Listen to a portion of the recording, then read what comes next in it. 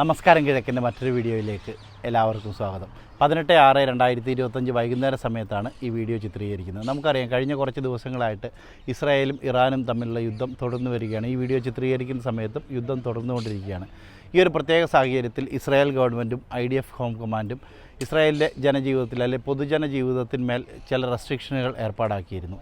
അതിൽ ചെറിയ ഇളവുകൾ ഇന്ന് വൈകുന്നേരം 6 മണി മുതൽ വരികയാണ്. ഈ വരുന്ന ഇളവുകൾ നമുക്ക് 2 പ്രദേശങ്ങളായിട്ട് വേണം കാണാനായിട്ട്. എന്ന് വെച്ച് കഴിഞ്ഞാൽ ഫസ്റ്റ് വരുന്നത് northern border, Golan Heights, Beit She'an, Jordan Valley, Dead Sea, Arava, Eilat, Gaza border, ഈ പ്രദേശങ്ങളാണ് ആദ്യം വരുന്നത്. ഇവിടെ വന്നിട്ടുള്ള റിലീസിങ് ഓർഡർ എങ്ങനെയാണെന്ന് വെച്ച് കഴിഞ്ഞാൽ, പബ്ലിക്കിൽ അല്ലെങ്കിൽ പാർക്ക് പോലുള്ള പബ്ലിക് പ്രദേശങ്ങൾ, ഷോപ്പിംഗ് സെൻറ്ററുകളിലൊക്കെ 50 പേരിൽ താഴെ ഉള്ള ആളുകൾക്കുള്ള ഗ്യാതറിങ്ങുകൾ അലോ ചെയ്യുന്നതാണ്. അതുപോലെ ഇൻഡോർ ബിൽഡിങ്ങിനകത്ത് 100 പേരിൽ താഴെയുള്ള ആളുകൾക്ക് ഗ്യാതറിങ്ങുകൾ അലോ ചെയ്യുന്നതാണ്. പക്ഷേ കണ്ടീഷനുണ്ട്, പബ്ലിക് ഷെൽട്ടറുകൾ മസ്റ്റായിട്ടും ഉണ്ടായിരിക്കണം. നമ്മൾ എവിടെയാണോ നമ്മൾ പാർട്ടിയോ അല്ലെങ്കിൽ പാർക്കിലോ എവിടെയെങ്കിലുമൊക്കെ ഒത്തുചേരുന്നുണ്ടെങ്കിൽ അതിൻ്റെ പരിസരത്തായിട്ട് പബ്ലിക് ബങ്കറുകൾ ഉണ്ടായിരിക്കണം എന്ന് സാരം. അതുപോലെ തന്നെ മറ്റ് പ്രദേശങ്ങൾ, ഈ മേൽപ്പറഞ്ഞ സ്ഥലങ്ങളല്ലാതെ മറ്റ് പ്രദേശങ്ങളിലെല്ലാവരും സ്ഥലങ്ങളിൽ 30 പേരിൽ താഴെയുള്ള ഗ്യാതറിങ്ങുകൾ അലോ ചെയ്യുന്നതാണ്. നമുക്കറിയാം, ഈ ഒരു സമയത്ത് പബ്ലിക് ട്രാൻസ്പോർട്ട് അടക്കമുള്ള സംവിധാനങ്ങളെല്ലാം പാർഷ്യലായിട്ട് മാത്രമേ ഓപ്പൺ ചെയ്തിട്ടുണ്ടായിരുന്നുള്ളൂ. അതുപോലെ പൊതുമേഖലാ സ്ഥാപനങ്ങൾക്ക്, സ്കൂളുകൾക്ക്, മറ്റ് വ്യാപാര സ്ഥാപനങ്ങൾക്ക്, ഷോപ്പിംഗ് സെൻറ്ററുകൾക്ക്, ഷോപ്പിംഗ് മാളുകൾക്കൊക്കെ റെസ്ട്രിക്ഷൻ ഉണ്ടായിരുന്നു. ആ റെസ്ട്രിക്ഷനുകളെല്ലാം എടുത്തു മാറ്റുകയാണ് ഇന്ന് വൈകുന്നേരം മുതൽ. ഈ വരുന്ന വെള്ളിയാഴ്ച വരെയാണ് ഈ ആദ്യഘട്ട റിലീസിങ് വരുന്നത്. ഈ വരുന്ന വെള്ളിയാഴ്ച വരെയാണ്.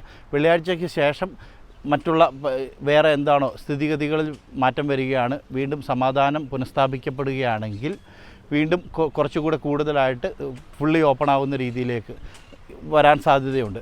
നമുക്കറിയാം, ഈ ഒരു പ്രത്യേക സാഹചര്യത്തിൽ നമ്മളെ ഇത് ഏറ്റവും കൂടുതൽ ബാധിച്ചിരിക്കുന്നത് എയർ സിസ്റ്റത്തെ, അല്ലെങ്കിൽ എയർപോർട്ട് അടക്കം അടച്ചിട്ടിരിക്കുന്ന സംവിധാനം വർക്ക് ചെയ്യുന്നില്ല, അല്ലെങ്കിൽ ഫ്ലൈറ്റുകൾ ഓപ്പറേറ്റ് ചെയ്യുന്നില്ല. ഈ ഒരു സാഹചര്യത്തിൽ ഒരുപാട് പേര് നാട്ടിൽ കുടുങ്ങിയിരിപ്പുണ്ട്.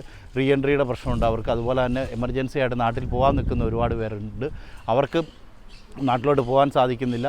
ഒരുപാട് പേർക്ക് പുറത്തിറങ്ങാൻ പറ്റുന്നില്ല, ജോലി കാണാൻ പോകാൻ പറ്റുന്നില്ല, ജോലിയിൽ നിന്ന് ഇറങ്ങാൻ പറ്റുന്നില്ല. അങ്ങനെ ഏജൻസിയിൽ പല കാര്യങ്ങൾ ചെയ്യേണ്ട ആളുകൾക്ക് ഏജൻസികളിൽ പോകാൻ പറ്റുന്നില്ല. അതിനെല്ലാം മാറ്റം വരികയാണ്. നാളെ മുതൽ ഓഫീസുകളെല്ലാം തന്നെ തുറന്ന് പ്രവർത്തിക്കുന്നതായിരിക്കും. സ്കൂളുകൾ ഒഴികെ, സ്കൂളുകൾ ഈ പുതിയ ഒരു വിജ്ഞാപനം വരുന്നത് വരെ, സ്കൂളുകൾക്ക് ഇനി ഫ്യൂച്ചർ നോട്ടീസ് വരുന്നവരെ സ്കൂളുകൾ തുറന്ന് പ്രവർത്തിക്കുന്നതായിരിക്കും. മറ്റെല്ലാ സ്ഥാപനങ്ങളും നാളെ മുതൽ തുറന്ന് പ്രവർത്തിക്കുന്നതായിരിക്കും എന്നാണ് ഇപ്പം IDF പുറത്തുവിട്ടിരിക്കുന്ന ആ ഒരു വിജ്ഞാപനത്തിൽ നമുക്ക് മനസ്സിലാവുന്നത്. ശരിക്കും എന്താണ് ഇസ്രായേൽ എന്ന് ചോദിക്കുന്നവരുടെ ഉത്തരമാണ് ഇതാണ് ഇസ്രായേൽ.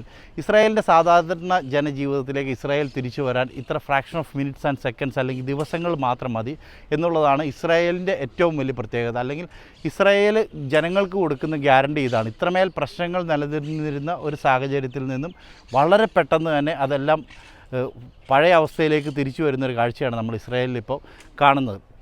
ശരിക്കും പറഞ്ഞു കഴിഞ്ഞാൽ വലിയ ആശ്വാസമാണ് ആളുകൾക്ക് എല്ലാവർക്കും തന്നെ ഈ ഒരു സംഭവത്തിലൂടെ നമുക്ക് കിട്ടുന്നത്. തീർച്ചയായിട്ടും ഫ്ലൈറ്റും കൂടെ അടുത്ത ദിവസങ്ങളിൽ തന്നെ ഫ്ലൈറ്റ് ഓപ്പൺ ആവും എന്ന് നമുക്ക് പ്രതീക്ഷിക്കാം. എന്തായാലും ഇങ്ങനെ ഒരു സാഹചര്യത്തിൽ ഇതാണ് ലാസ്റ്റ് ടൈം നമുക്കൊരു അപ്ഡേഷൻ തരാനുള്ളത്. ഇസ്രായേൽ സംബന്ധമായ ഏതൊരു കാര്യത്തിലും ആർക്കും ഏത് സമയത്തും നമ്മളുമായിട്ട് ബന്ധപ്പെടാവുന്നതാണ്. നന്ദി, നമസ്കാരം.